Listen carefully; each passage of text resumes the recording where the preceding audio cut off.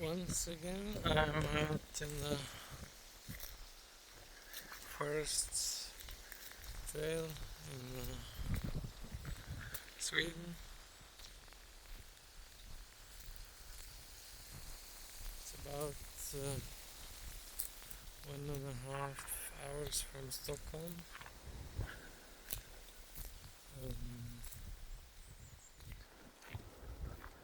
Participating in this beautiful community.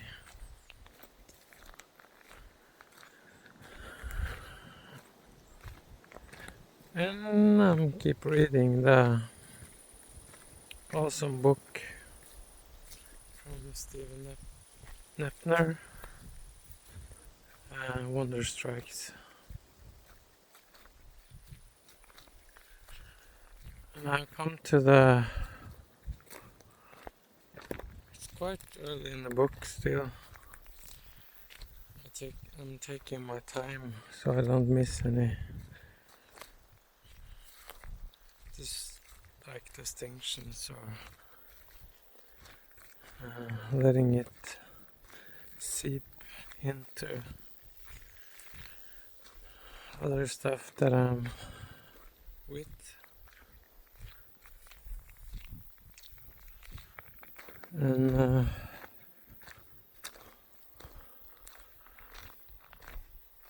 I come to a part that's really interesting. What Desmond is referring to as a sequence of experiences, phenomenology of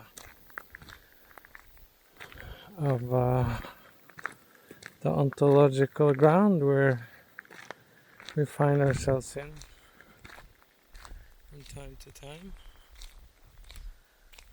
and we're not in our accelerated mode of being.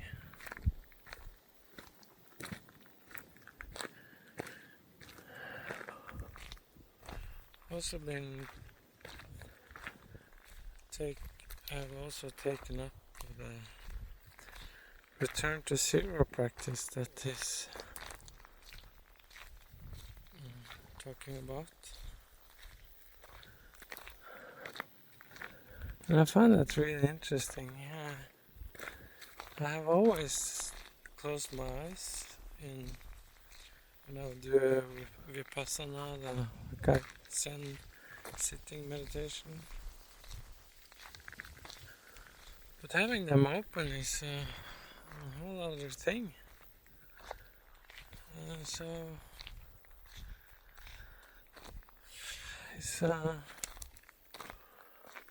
it's a richness there that I find myself in. So I'm looking forward to explore this return to zero practice more. And I was saying about the sequence that's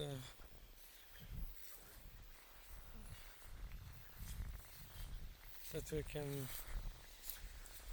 start to see in our beingness or our being.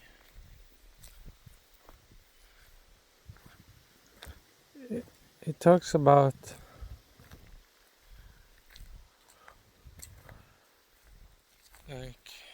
the first thing or experience, phenomena of perplexity.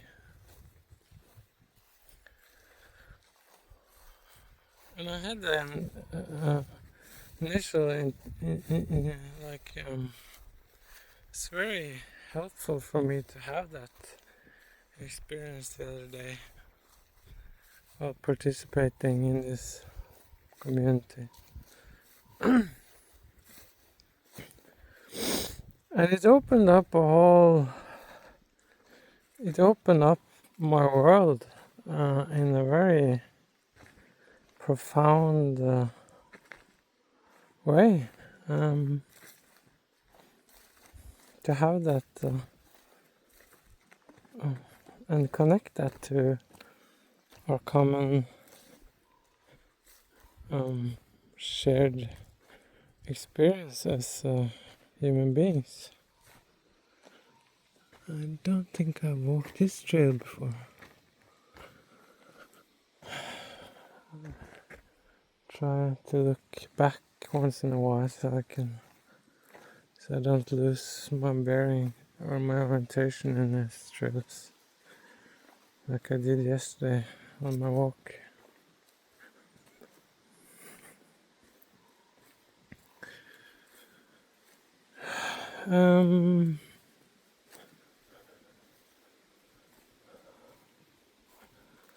But now I've armed myself with what I like to call I picked up this word from Guy Sengstock for some years ago. The apophatic walking stick.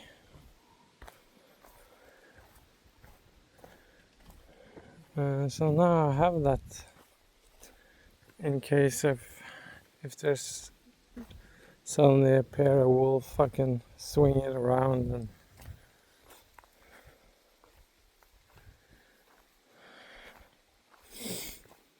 so that will make me very perplexed. I imagine, like confused. How do I? If there was a wolf showing up, it's a mushroom.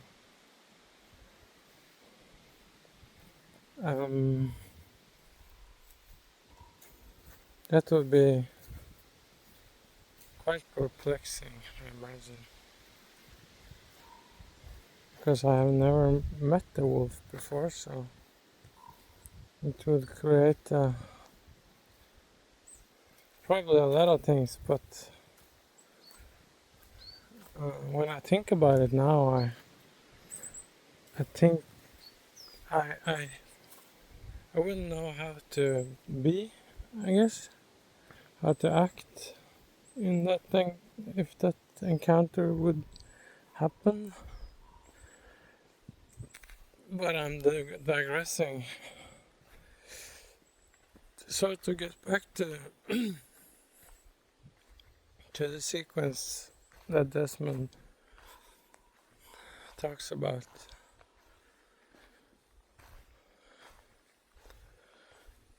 Also, what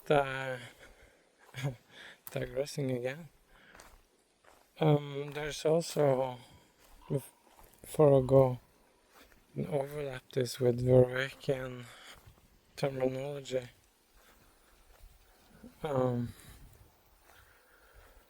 I'll name the sequence. So from Perplexity, there can be an astonishment.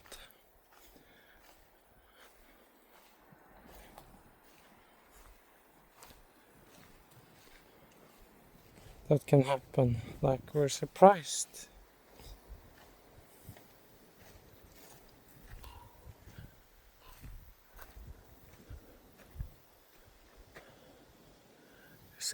Supposed to be some huge birds here.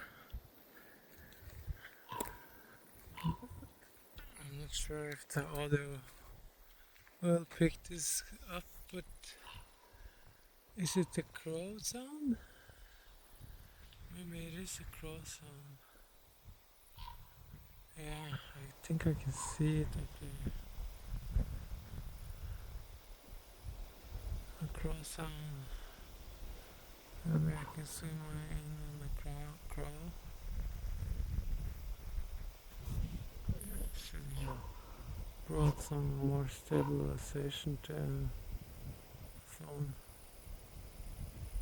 I can zoom in any further, but I might be able to tell there is a crow in there. guess it's a raven. I'm not sure. I don't know a lot about birds, so.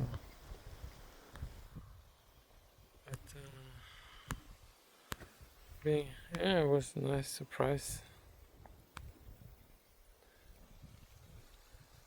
I'm gonna.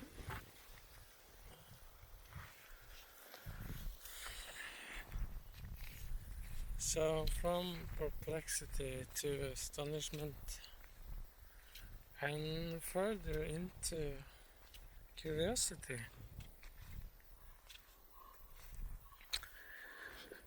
And Stephen Eppner is really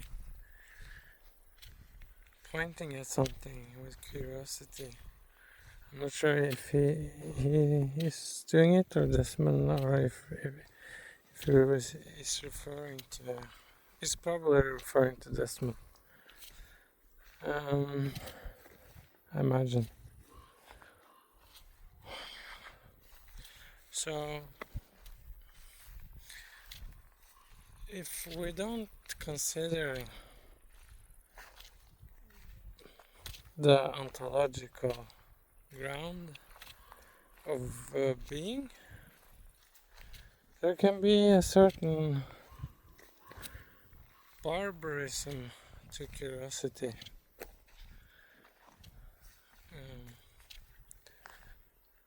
And here's a quote from somebody who says, murder, why we murder is to dissect, to cut things into pieces, so we can kind of analyze and cut things up and reduce stuff into pieces. So if we're not in contact with any foundational ground, the ontology, or that, realizing that we have a shared humanity as beings. If we're not realizing that, we can come into a kind of dissecting mode where we are not, when things are not whole anymore, but fragmented and filled with noise and whatever nihilistic tendencies we are craving.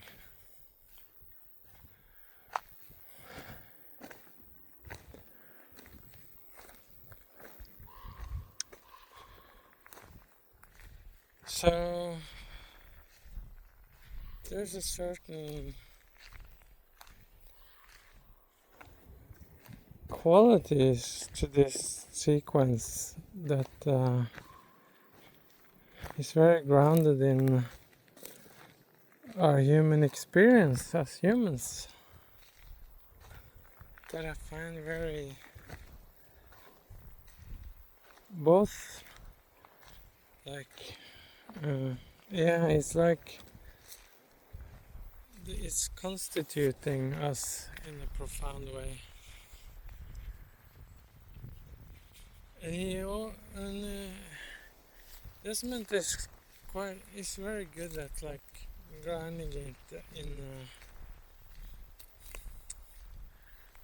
what some people call Socratic ignorance.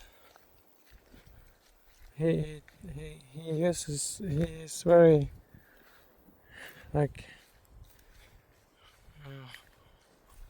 he is speaking to the child's experience often,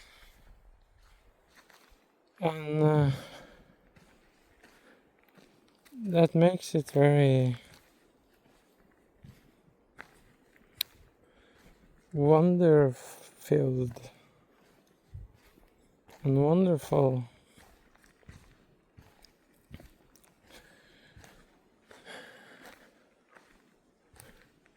So this is not abstract in any way. It's not abstract. It might sound like abstraction, but it's very grounded in the experience of being a human and being thrown into the world. To quote Heidegger again.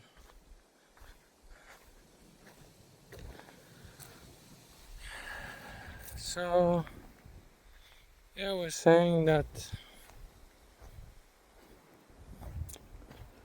and this is like, it's not the surface. It can be show up as a surface level thing, like this is like, I'm surprised by how you are acting or whatever, and I'm curious about this and that, and I'm confused by what this situation means or whatever. We can use this language without considering that this is a part of the ground of being, the ontology, that might be not like something we can point at and like say. I'm trying to say that the word primordial, the pre-reflexive state, before we start to reflect on something, there is a seeping in of something.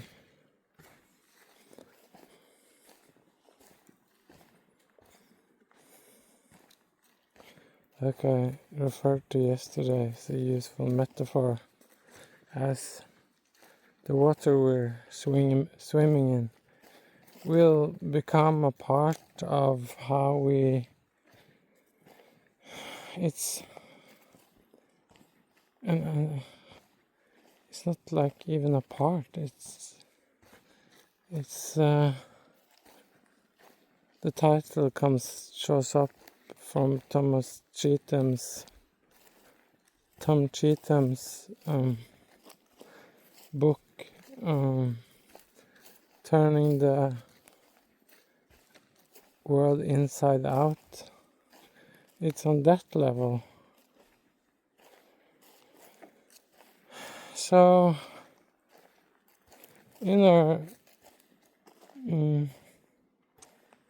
so before we start to reflect on anything and use our mind or my mind is making sense of something, we're already participating in the world or the environment or the group or in the relationship we find ourselves in.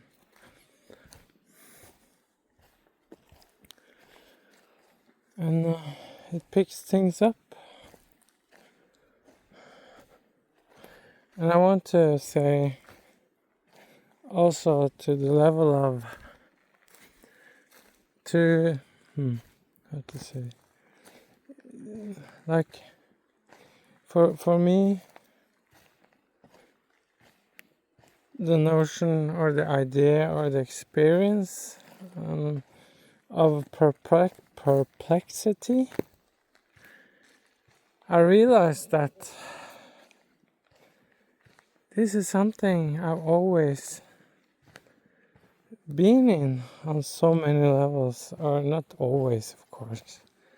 That's a huge overstatement, but I can kind of track that. Using that frame, I can see how, and maybe also why,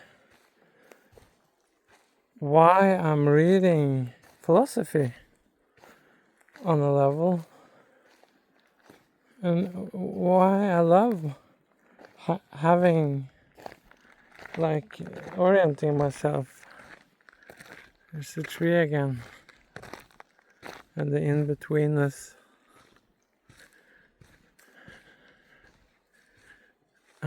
The in-betweenness that makes two paths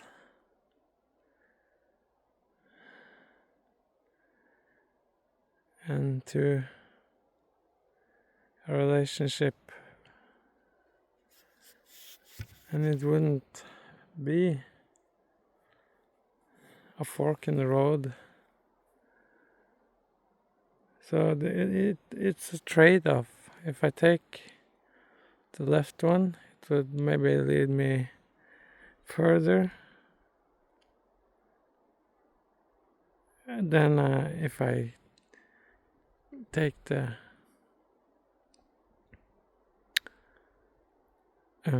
left one, and if I start walking the right one, it won't. I don't know what the left one will be like. So there's a trade-off relationship here, right here.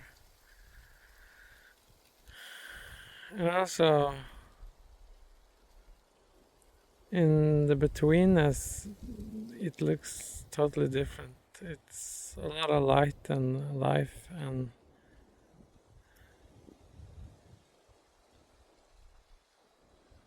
that might bring some more freshness to the experience.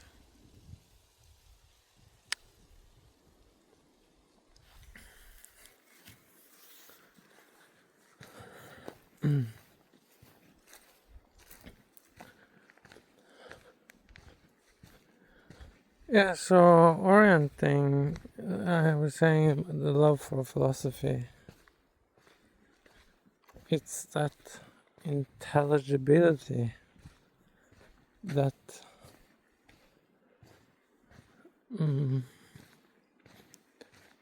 it's very calming, and also filled with wonder when you have these sudden insights of what you've always been with, and but you don't have a name for it, so it kind of resides in the background of, like, pinching you, and not being aware what's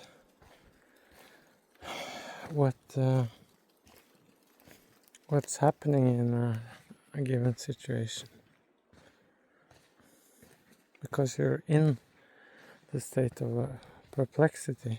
But if you can put a proper framing to the experience and discern and take ownership, being sovereign in that experience you're having, it creates, and if especially the ontology, the ground that connects us all, you can see that when people are confused, you get a certain look.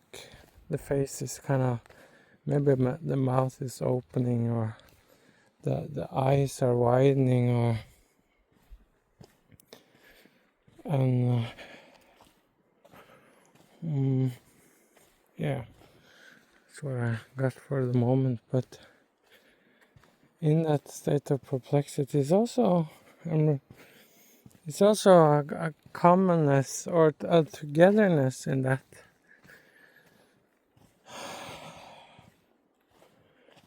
And it can be quite wordless also.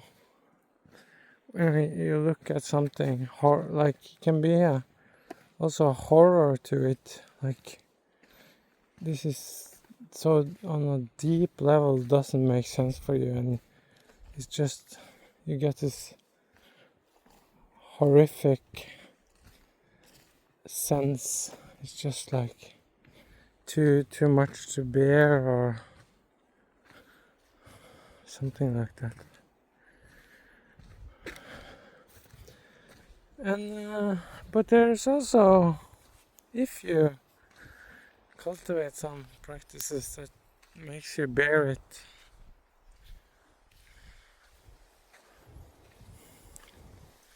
can be also like, I'm thinking right now about what I was about to mention earlier, the dialectic into dialogos practice, and also the philosophical fellowship practice that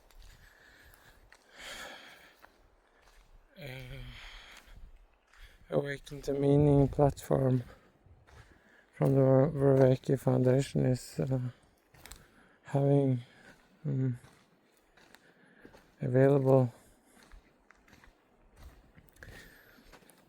You can get into first like being, if you like this, like bring that, maybe do some circling first and then you go into more philosophizing and with different draws if you're doing the dialectic into the Logos practice. And if it really catches fire, you can come into a state of being deeply confused. And also astonished. This astonishment, this like deep surprise that can show up as insight into something. And then you can start to really be curious how this will show up for others,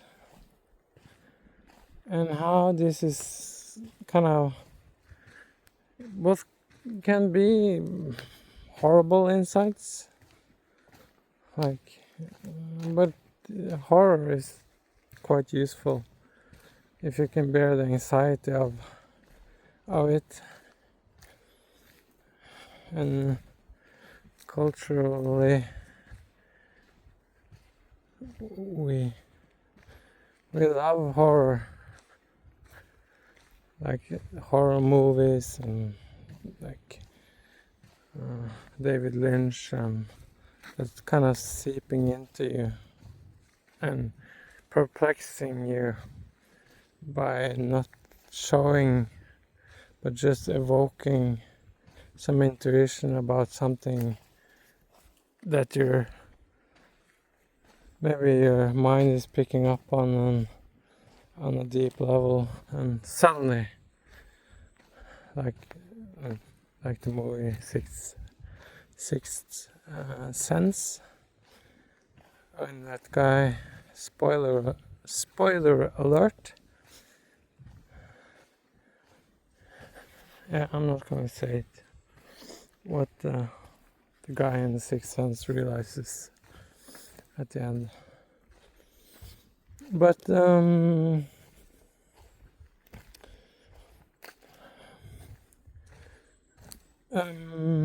where was I going with this? My popular conditioned movie mind is playing.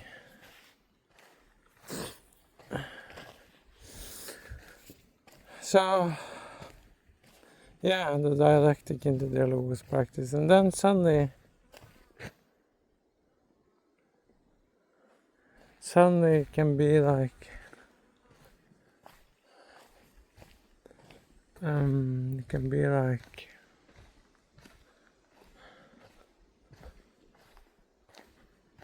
you can find something that can open up and deepen your relationship to being, and maybe also relationship to the otherness. Usually follows from that if you have a profound insight. This is a nice place. What is this place? It reminds me of a place I used to be at growing up, actually. It's a sand. It looks like a trail again.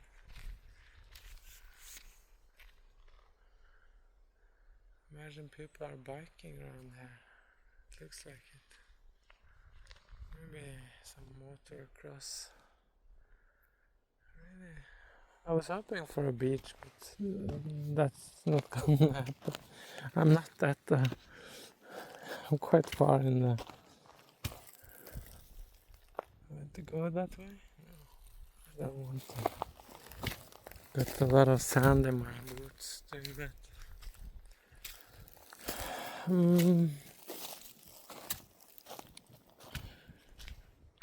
So, having said what I said in the sequence of perplexity, astonishment, and curiosity, if I can bear that on an ontological level, like I can really hold that tension,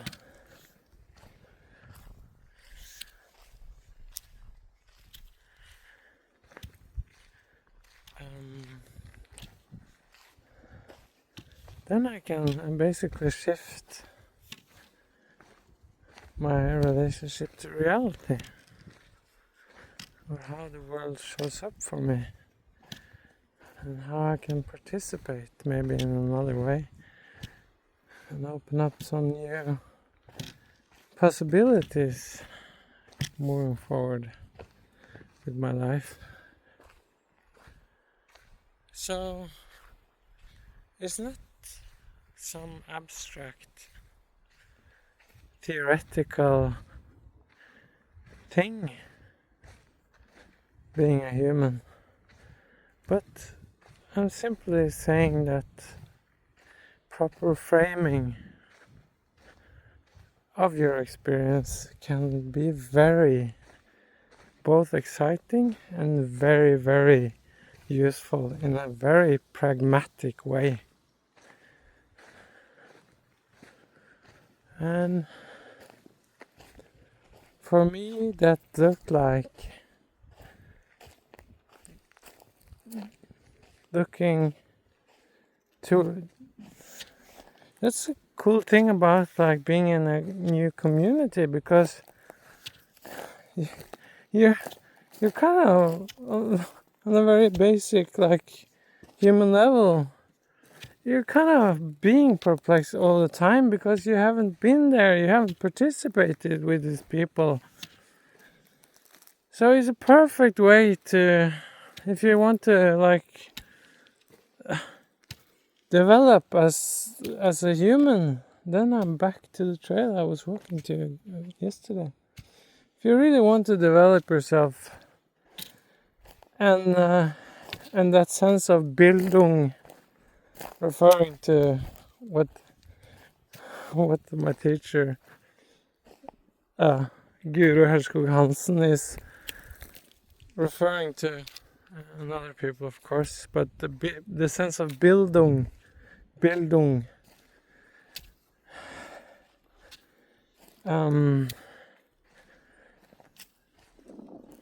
is a perfect way to discover and renew your senses in a community that is perplexing you and astonishing you and makes you more and more curious about the otherness horizontally and the verticality of being, and to point at Helmut Rosa again, it's the diagonal, the diagonal when you're participating with things, and turning back now. When you're participating with things, or maybe a book or something, like what Vivek would call propositions,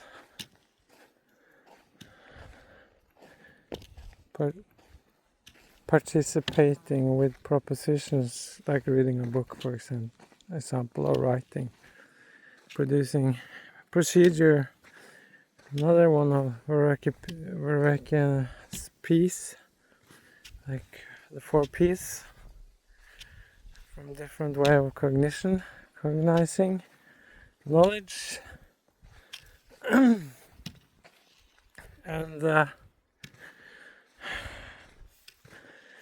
so I hope this will again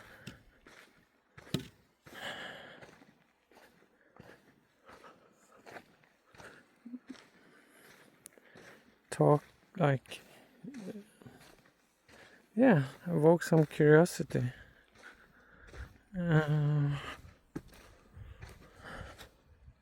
From this perplexing being, this person that I'm in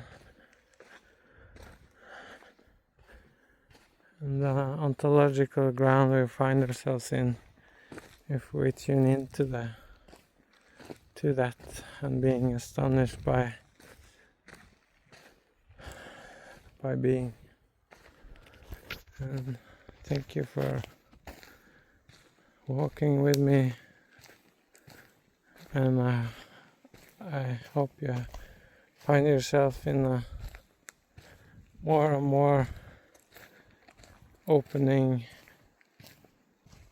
way, and peaceful and joyous in this experience of being human.